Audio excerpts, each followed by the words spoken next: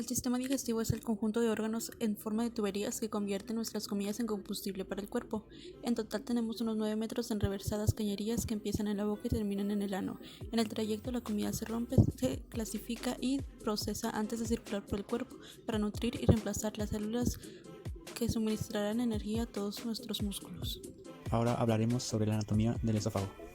El esófago es un órgano tubular de dirección longitudinal que se extiende desde la faringe hasta el estómago, por lo que es el único órgano digestivo situado en la cavidad torácica. Comienza y termina en dos estructuras esfinterinas, el esfínter esofágico superior y el esfínter esofágico inferior, que le independizan de la faringe y del estómago. La pared esofágica está constituida estructuralmente por mucosa, submucosa y muscular. A diferencia del resto del tracto gastrointestinal, carece de serosa, lo que explica la dificultad de las anastomosis quirúrgicas a este nivel, la facilidad de disminución de los tumores esofágicos y a la complicación de la perforación. El esófago consta de tres partes: cervical, torácica y abdominal. Que el cervicales mide 5 centímetros, la torácica 16 centímetros y la abdominal 3 centímetros. La pared del esófago tiene varias capas. Estas capas son importantes para entender dónde comienzan usualmente los cánceres en el esófago y cómo puede crecer. La primera es la mucosa, es la capa más interna del esófago y presenta un color blanco mate formado por tres partes. La primera es zona basal, son 2 o 3 capas de células escamosas con gran cavidad reproductiva y de las que se van generando las células que están constructuradas las capas más superficiales. Después está la lámina propia, es una capa delgada del tejido conectivo que se encuentra justamente debajo del epitelio. La otra es la muscularosis mucosa, es una capa muscular muy delgada que se encuentra debajo de la lámina propia. La siguiente sería submucosa, está íntimamente adherida a la mucosa y contiene muchos vasos sanguíneos, fibras nerviosas y glándulas tubulares mucosas, sobre todo su parte inferior. Y sería la siguiente muscular, que está formada por una capa gruesa de músculos que se encuentran debajo de la submucosa, se contraen coordinadamente para favorecer el paso del bolo alimenticio hacia el estómago. Y bueno, tenemos el hígado, que va a estar cubierto casi por completo por peritoneo visceral, y por debajo de este se va a hallar revestido por una capa de tejido conectivo denso y regular. El hígado va a estar dividido en dos lóbulos principales, que es el lóbulo derecho grande y un lóbulo izquierdo, que el izquierdo pues es el más pequeño. Estos van a estar divididos por el ligamento falciforme. En el borde libre del ligamento falciforme se va a hallar lo que es el ligamento redondo, y que este es un remanente de la vena umbilical del feto.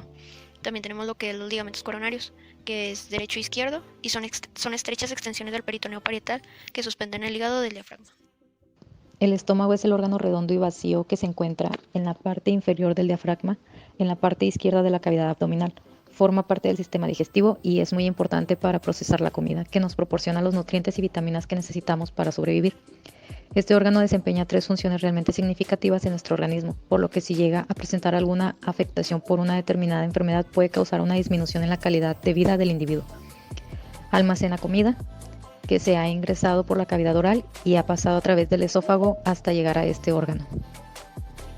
También digiere la comida. Este proceso, desde el momento en que empezamos la masticación, ya que las glándulas salivales producen la saliva que contienen enzimas que comienzan a fragmentar la comida en pedazos más pequeños. Luego la comida continúa su camino hacia el estómago, donde continúa el proceso de digestión. Y por último, la destrucción de los contaminantes.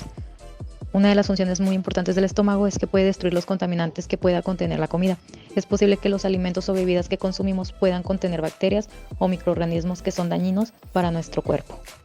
Cuando el estómago produce los jugos gástricos necesarios para la digestión, produce enzimas que se encargan de descomponer la comida, pero también produce ácido clorhídrico, el cual cumple una función muy importante en proteger nuestro cuerpo. El páncreas.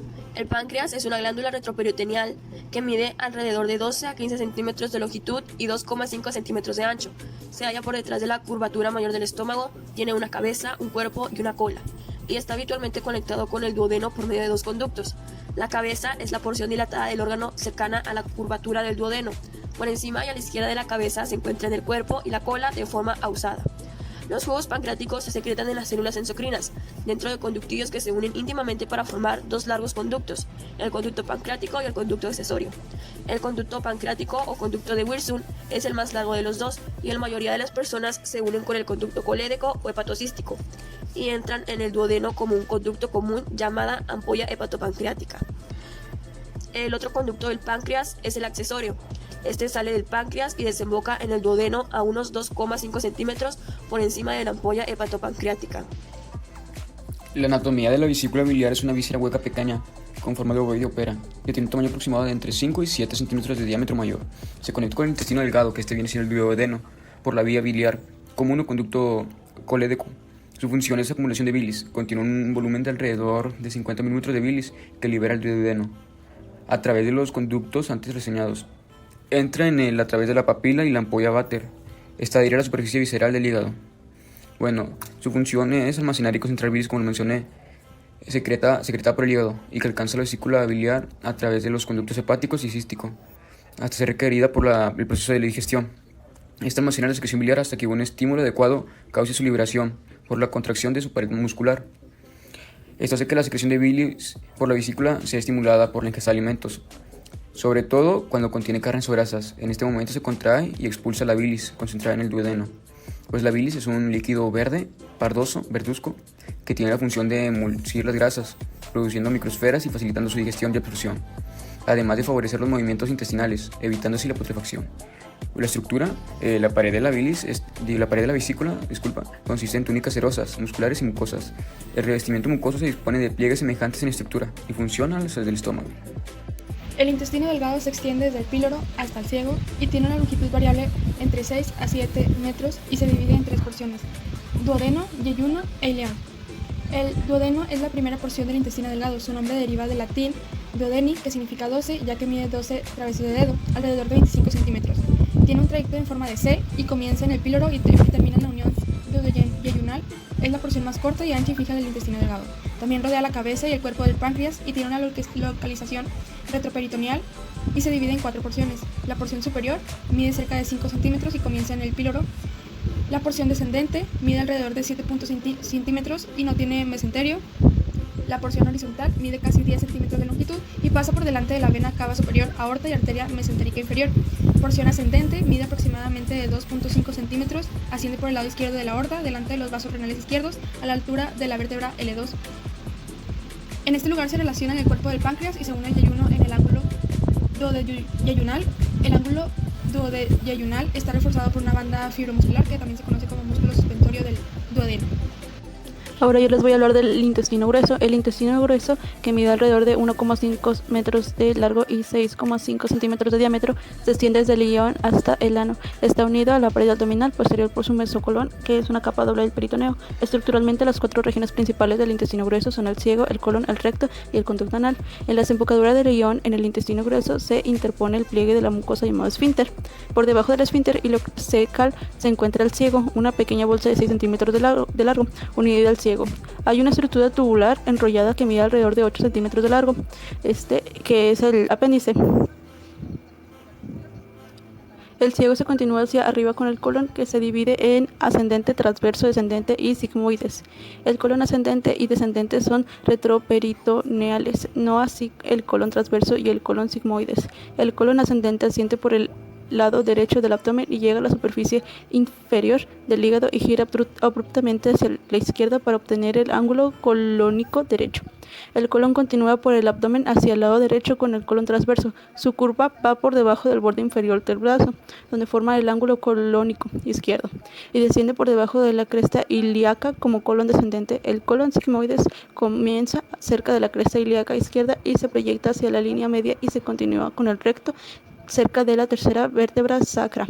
El recto, los últimos 20 centímetros del tubo digestivo, es anterior al sacro y el coxis. Los últimos 2 o 3 centímetros de largo forman el conducto anal. La mucosa del conducto anal está compuesta por pliegues longitudinales llamados columnas anales que mantienen una red de arterias y venas en el orificio externo del conducto anal. El ano hay un esfínter anal interno del músculo liso y un esfínter anal externo del músculo esquelético. En condiciones normales, estos esfínteres mantienen el ano cerrado excepto durante las evacuaciones de las heces.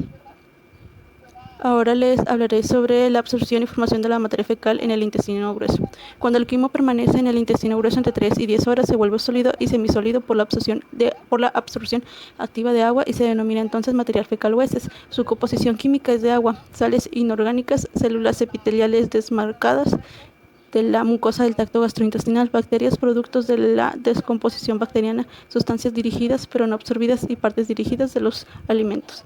Ahora les voy a hablar sobre el reflejo de defecación, que es los movimientos del peristalino en masa propulsan la materia fecal del colon sigmoides al recto.